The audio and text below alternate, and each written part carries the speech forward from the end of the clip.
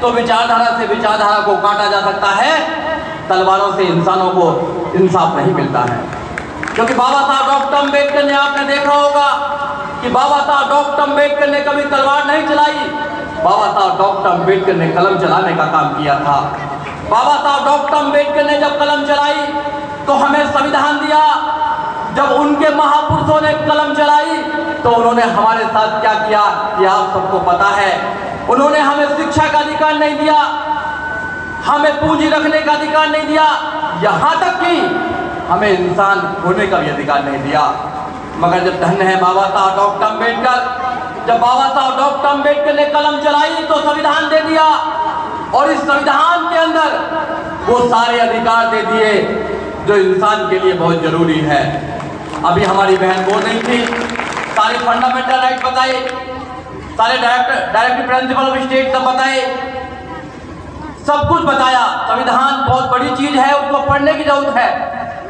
आप जब संविधान में देखेंगे, संविधान को पढ़ेंगे तो आपको लगेगा कि ऐसा देश चाहिए जो बाबा साहब डॉक्टर अम्बेडकर चाहते थे।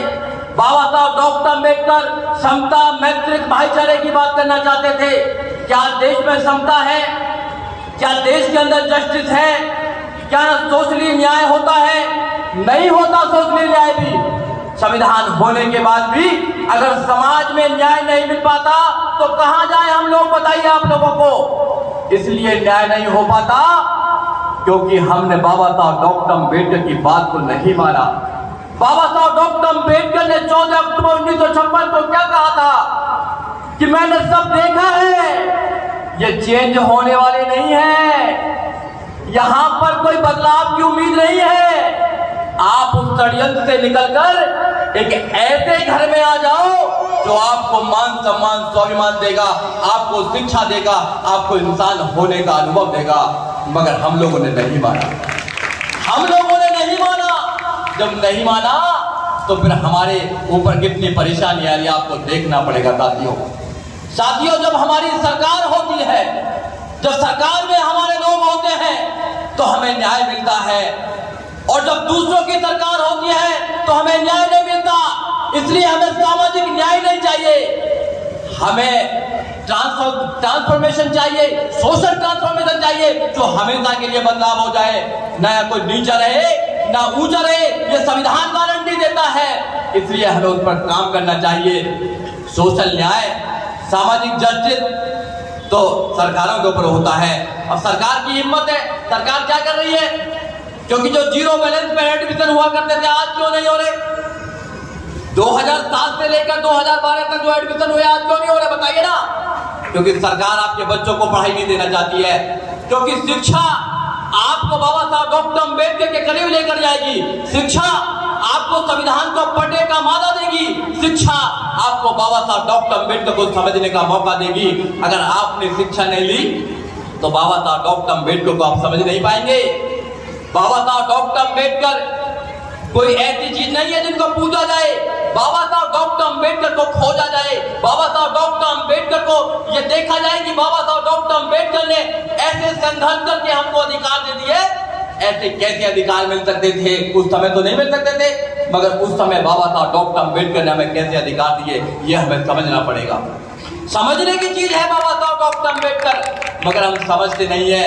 आज भी हम ऐसे सामाजिक जंजाल में फंसे हुए हैं, ऐसे कुचक्कर में फंसे हुए हैं, वहां से निकलने के लिए तैयार नहीं है, वहां से हम अपने आप को हटाने के लिए तैयार नहीं है, अपने बच्चों को पढ़ाकर अच्छा नहीं बनाने वाले हैं। आपको मैं पूछना चाहता हूं कि क्या आपके बच्चों कोई पूजा करने से, कोई बाबा के, जैसे बाबा की बात कर रहे थे, क्या बाबा के वहां जाने से क्या आप IAS, PCS, doctor, engineer, professor, जज, वकील बन पाएंगे? या किताब पढ़ने से बनेंगे? आप बताइए, किताब पढ़ने से बनेंगे।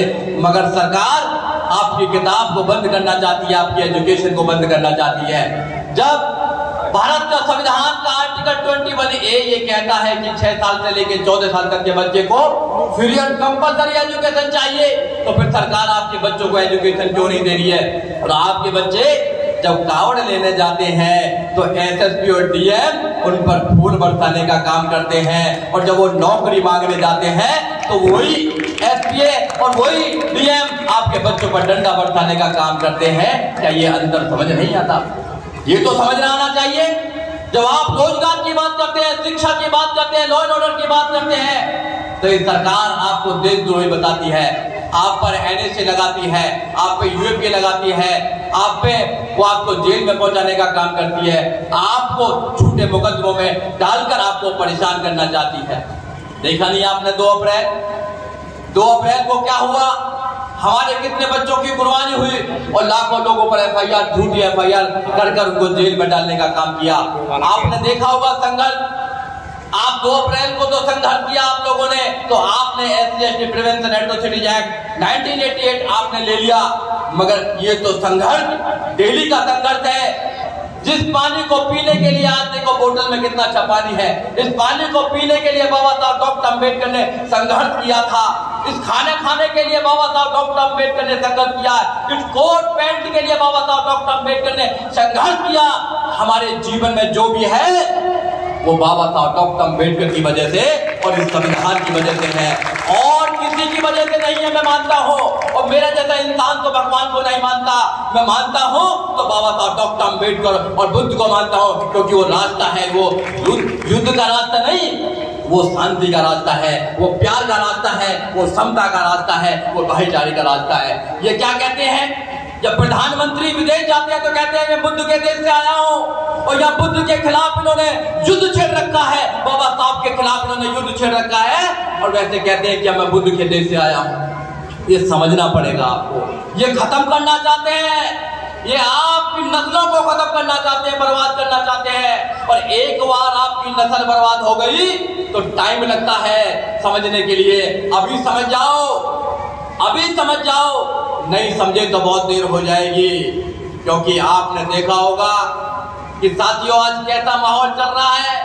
आज माहौल ऐसा चल रहा है कि आज आप नहीं सुधरे तो 2024 में आपको खत्म करने की पूरी प्लानिंग करी जा रही है। जो लोग कहते हैं हिंदू राष्ट्र बनाना चाहते हैं, इसमें तो नहीं लिखा हिंदू राष्ट्र की बात, इसमें तो नहीं लिखी हिंदू राष्ट्र की बात, इसमें तो सेक्युलर स्टेट की बात करी है। क्योंकि स्टेट का कोई धर्म नहीं होगा, इंसान का धर्म हो सकता है, और इंसान अपने धर्म के लिए कुछ भी कर सकता है, मगर जो सरकार में बैठे हैं उनका कोई धर्म नहीं हो सकता, उनके लिए सारे धर्म बराबर हैं। मगर क्या ऐसा हो रहा है? नहीं हो रहा है। प्रधानमंत्री खुद मंदिर का उद्घाटन करने जाते हैं तो संविधान का कत्ल होता है। उस समय हमें संविधान को बचाना है, क्योंकि संविधान हमारे पास है, मगर जो सरकार बैठी हुई है वो हमारे लोगों के अधिकारों को खत्म करने का काम कर रही है, वो हमारे हर उस व्यवस्था को खत्म करने का काम कर रही है जो हमको ताकतवर बनाने का काम करती है। तो आपको समझना होगा, आपको इकट्ठा होना होगा। आप इकट्ठे होकर फिर करना क्या है? आपको सरकार बनानी होगी। जब तक आप अपनी सरकार नहीं बनाएंगे तो ना तो आपके लिए रोजगार की व्यवस्था होगी, ना आपके लिए एजुकेशन की व्यवस्था होगी, ना आपके लिए लॉ एंड ऑर्डर की व्यवस्था होगी, ना आपके लिए सम्मान और डिग्निटी की व्यवस्था होगी। क्योंकि सब कुछ जो डिपेंड है वो राजनीति पर डिपेंड है। आप राजनीति की बात नहीं करना चाहते।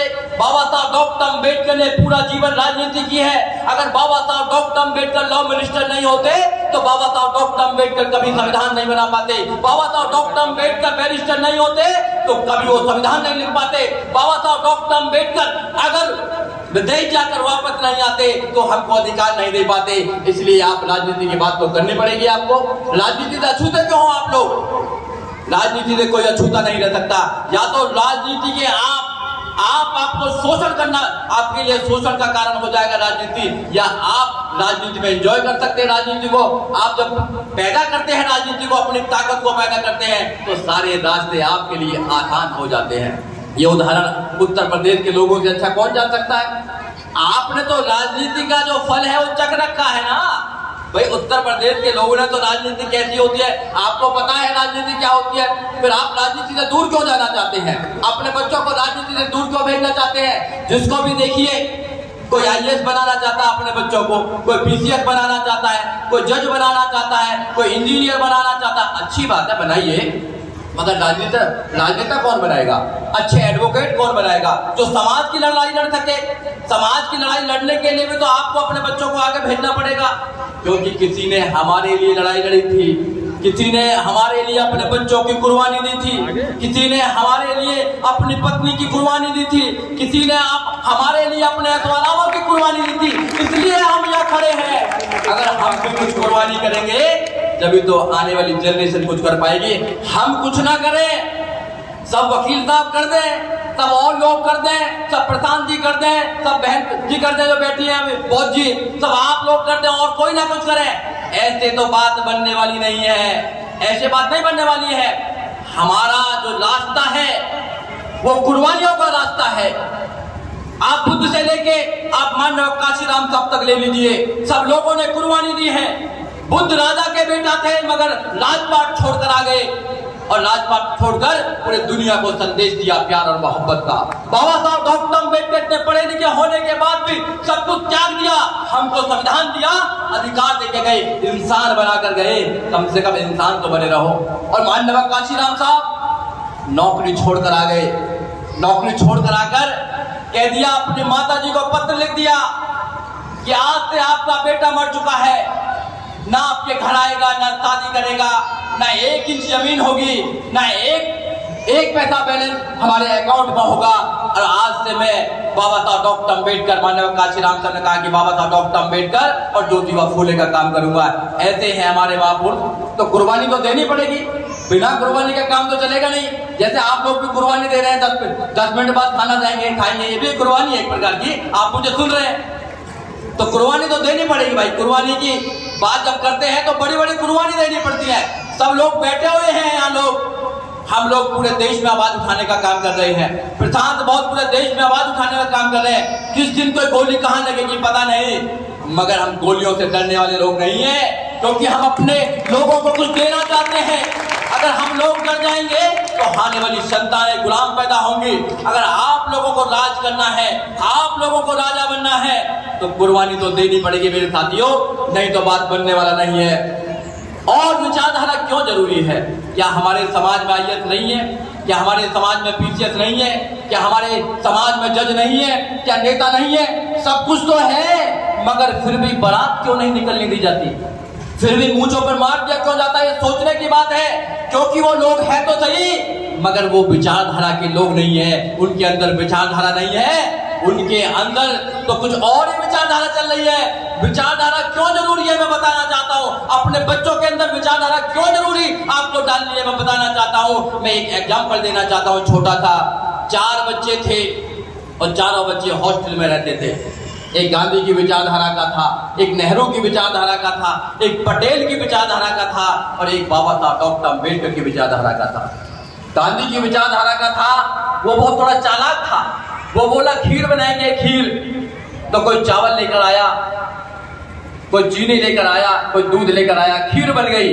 होना क्या चाहिए था कि चारों लोगों में बराबर बराबर खीर बंटनी चाहिए थी, मगर गांधी वाला बोला कि रात को सो जाओ, जो सबसे अच्छा सपना देखेगा खीर वो खाएगा।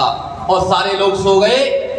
जब सुबह उठे तो गांधी वाला बोला कि मेरे सपने में रामचंद्र आए थे, कह रहे थे कि तू सबसे अच्छा है, पूजा करता है, पाठ करता है, तू खीर खा लेना। अब नेहरू वाला बोला कि रुको भाई रुको, मेरे सपने में रामचंद्र भी आए, सीता भी आए, वो कह रहे थे कि तू सबसे अच्छा, तू खीर खा लेना। अब पटेल वाला थोड़ा ताकतवर था, वो बोला कि रुको भाई रुको, मेरे सपने में रामचंद्र, सीता, हनुमान भी साथ में आया, कह रहे थे कि तू खीर खाना, मैं खीर खाऊंगा। अब बोले कि अम्बेडकरवादी से भी पूछ लीजिए भाई इनके सपने में कौन आया।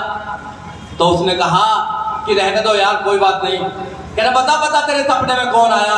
तो उसने कहा कि रात को 2 बजे बाबा साहब डॉक्टर अम्बेडकर आए, बोले सदियों से सोता रहा खीर खा ले, मैं तो रात को 2 बजे ही खीर खा ली भैया।